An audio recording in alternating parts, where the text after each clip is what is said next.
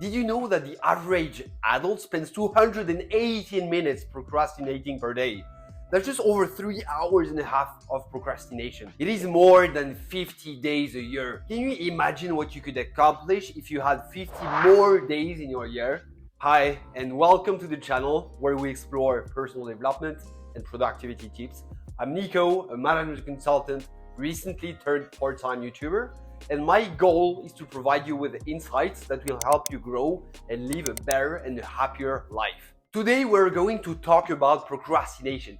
What is it? What are the reasons behind procrastination? And how to beat procrastination with 4 techniques. So what is procrastination? Procrastination is the act of delaying or postponing a task or a set of tasks. It is the force that prevents you from following through on what you have to do. For example, you know very well that you need to go for this workout or you need to start learning this new skill, but days and weeks pass and nothing is really happening. On a personal note, I have been facing this issue a lot, and I just couldn't bear feeling this frustration of avoiding important tasks, either because I was bored or distracted or the challenge was too high and requiring too much effort. So I decided to read and learn about procrastination. Why are we procrastinating and how to stop it? So why do we procrastinate? We all have different reasons for delaying or postponing certain tasks.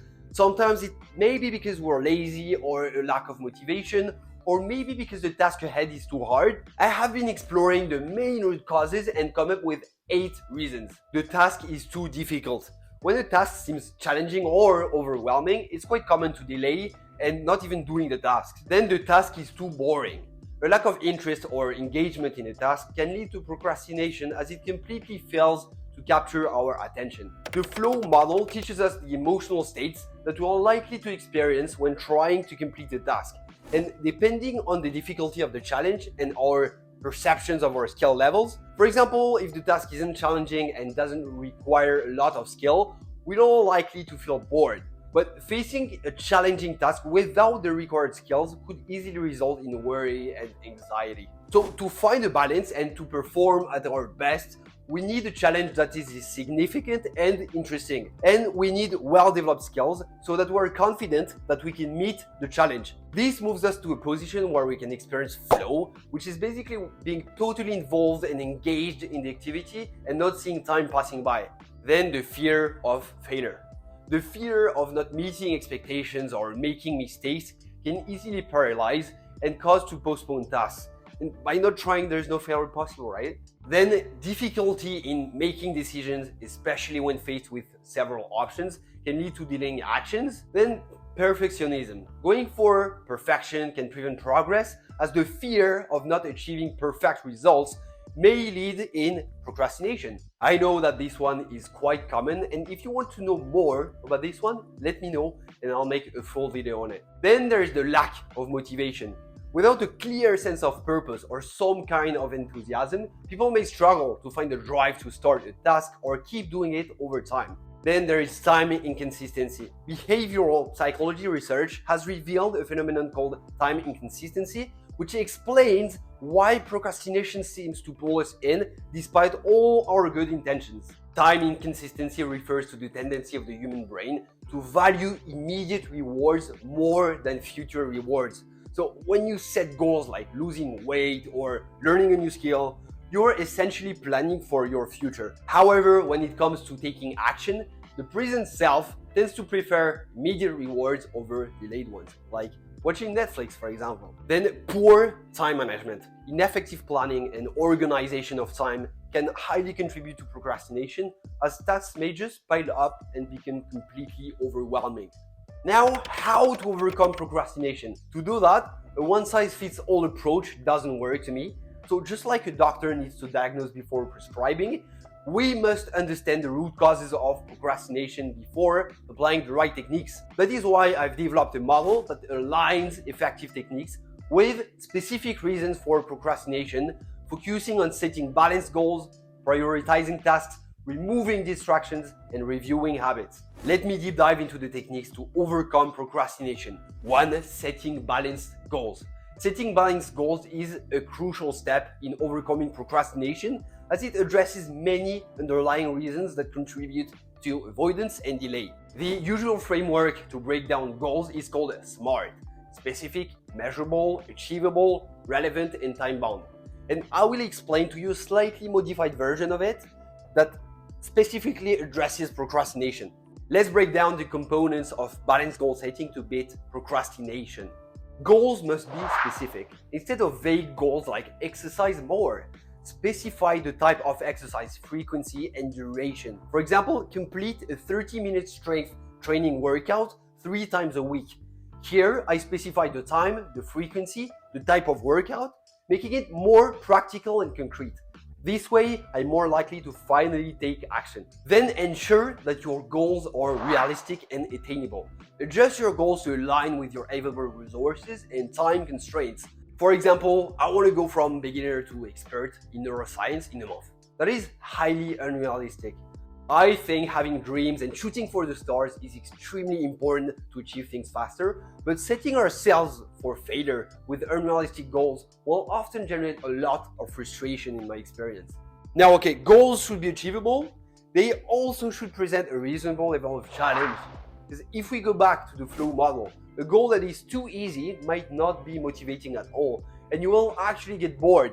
So while one that is too difficult can lead to frustration and anxiety, it is key to find the right balance that encourages flow and keeps you engaged. And if the task seems overwhelming, just break them down into smaller steps. This not only makes the goal less intimidating, but also to track progress more effectively. For instance, if your goal is to learn neuroscience again, break it down into specific lessons or modules, like, clinical neuroscience, behavioral neuroscience, or cognitive neuroscience, for example. And then your goals should be relevant to you. Connect your goals to your core values and long-term aspirations. Understand why achieving a particular goal matters to you on a personal level. For example, if your goal is to write a book, consider how it aligns with your passion for storytelling or your desire to share knowledge to the world. 2. Prioritize your tasks. Prioritizing tasks effectively and managing them in a timely manner is a very powerful strategy for beating procrastination. This approach addresses many aspects of task management, optimizing your workflow and addressing specific reasons behind procrastination. Let's get into the components of this strategy. Clearly identify tasks that are both important and urgent, important but not urgent, urgent but not important, and neither important or urgent. This categorization helps you focus on what truly matters, preventing the paralysis. Use time management techniques like the Pomodoro technique to enhance focus and productivity. This consists in breaking your work into intervals. Typically, it's like 25 minutes of focused work and then 5 minutes of break. Recognize and leverage your peak energy periods. Tackle the most challenging tasks during your periods of highest energy and concentration. Usually we have more energy at the beginning of the day, and then our energy level starts depleting throughout the whole day. So if you're interested in productivity and time management, I have created a full video on the most useful time management techniques. Go check it out. 3. Remove distractions. Addressing distractions such as mindlessly scrolling through social media, watching TV, is key to overcome procrastination. These distractions shift attention away from what needs to be done, and making them less accessible is critical. For example, I tend to play quick chess games as a way of procrastination, and to avoid this and getting back into what needs to be done, I just delete the app during the week and only install it during the weekend. And then 4, review your habits. Understanding the connection between procrastination, habits, and emotional responses is key to developing effective strategies for prevention. It is a powerful way of working our behavioral patterns and create a proactive approach to fight procrastination. Procrastination often becomes a habitual response to specific emotions such as boredom, anxiety, or overwhelm. And recognizing this link allows us to address the root causes of procrastination and change our normal reactions to different emotional states. We all have personal tendencies like cleaning when bored or going to the fridge or just scrolling. By identifying these patterns, we can shift our focus towards more meaningful activities when faced with boredom. So conducting a deep review of habits and assessing actions and reactions in different situations is key. Also, if you have the habit of postponing small things like cleaning or taking the trash out, I would recommend the 2-minute rule. This rule says if a task takes less than 2 minutes to complete, just do it immediately.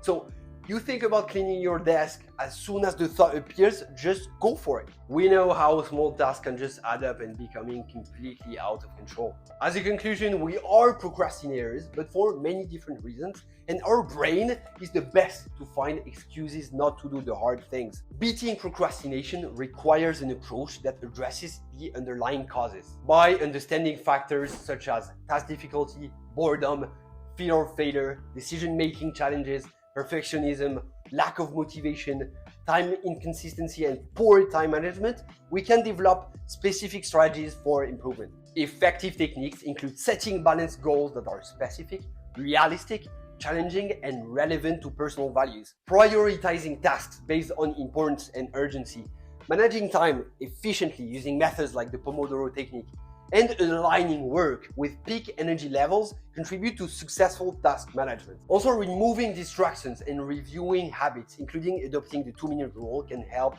a lot. I hope these insights on overcoming procrastination provide you with a practical guide for a more productive and fulfilling life. Share your thoughts in the comments below about your personal experiences with procrastination and the strategies that resonate the most with you. If you found this discussion valuable, please give it a thumbs up and share it with your favorite procrastinators. And for more content like this, subscribe to the channel. Until our next discussion, stay focused and proactive. Take care.